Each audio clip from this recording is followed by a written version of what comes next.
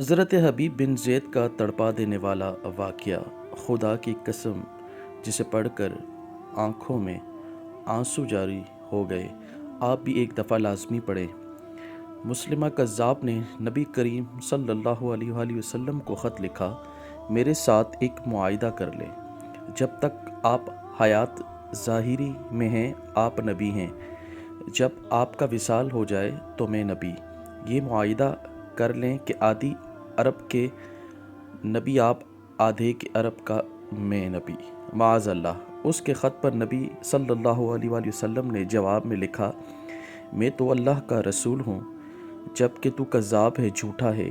جب نبی پاک صلی اللہ علیہ وسلم نے خط میں کذاب لکھا تو فرمانے لگے، کون لے کے جائے گا یہ خط اس کذاب کے دربار میں؟ اب اس کے دربار میں جانا حالات بڑے خطرناک ہیں، اس کے آگے پیچھے بھی بندے اور پیچھو بھی بندے، جان کا خطرہ بھی ہے۔ ایک صحابی تھے جا پڑی فروش، سر پر نور کر رکھ کر مدینے کی گلیوں میں کھجوریں بیچتے تھے۔ 11-12 بچوں کے باپ تھے، جسمانی طور پر بھی کمزور تھے، کھجور کھا رہے تھے۔ فٹافٹ اٹھے، ہاتھ کھڑا کر کے کہا، حضور کسی اور کی ڈیوٹی نہ لگائیں، میں جاؤں گا۔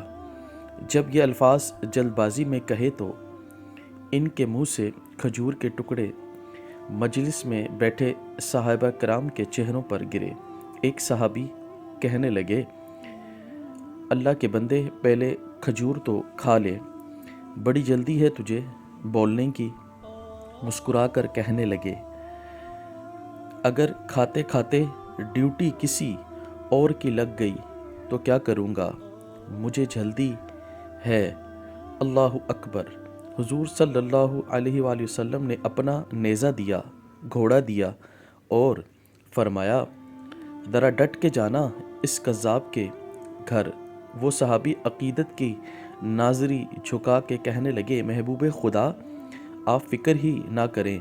صحابہ کہتے ہیں وہ اس طرح نکلا جیسے کوئی جرنیل نکلتا ہے، اس کا انداز ہی بدل گیا، اس کے طور طریقے بدل گئے، وہ یوں نکلے جیسے کوئی بڑا دلیر آدمی جاتا ہے۔ وہ صحابی مسلمہ کذاب کے دربار میں گئے، وہاں ایک شخص جو بعد میں مسلمان وہ بتلاتا ہے، وہ صحابی جن کا نام حضرت حبیب بن زید تھا، جب وہاں دربار میں پہنچے تو اپنا نیزہ زور سے دربار میں گاڑ دیا۔ مسلمہ ٹھک ٹھک کے کہتا ہے، کون ہو؟ آپ نے غراتے ہوئے فرمایا، تجھے چہرہ دیکھ کے پتہ نہیں چلا کہ میں رسول اللہ صلی اللہ علیہ وآلہ وسلم کا نوکر ہوں؟ ہمارے تو چہرے بتاتے ہیں کہ نبی صلی اللہ علیہ وسلم کے ہیں، تجھے پتہ نہیں چلا میں کون ہوں؟ مسلمہ کہنے لگا، کیسے آئے ہو؟ بے نیازی سے فرمایا، یہ تیرے خط کا جواب لے کے آیا ہوں۔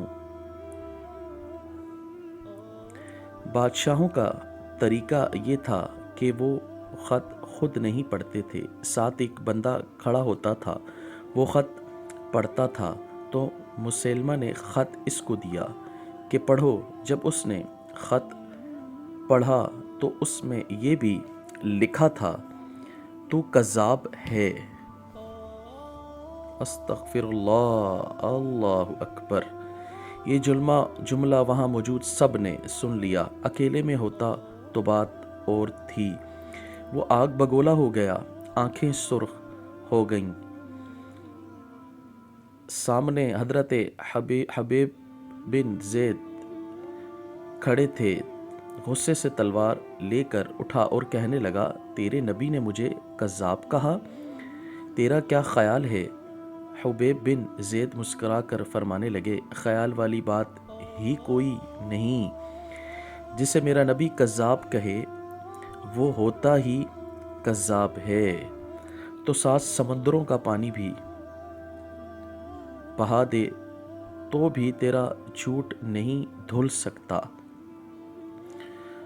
مسلمہ غصے کی شدت سے کانپتے ہوئے کہنے لگا، تو پیچھو پلٹ کے دیکھ، سارے میرے سپاہی، میرے پہرے دار، تلواریں، نیزے، خنجر، تیر سب تیرے پیچھے کھڑے میرے ماننے والے ہیں۔ حضرت حبیب بن زید رضی اللہ تعالی عنہ فرمانے لگے، میرے 12 بچے ہیں، ان میں سے کچھ ایسے ہیں جو دودھ پیتے ہیں، کچھ ایسے ہیں جنہوں نے ابھی چلنا ہی سیکھا ہے۔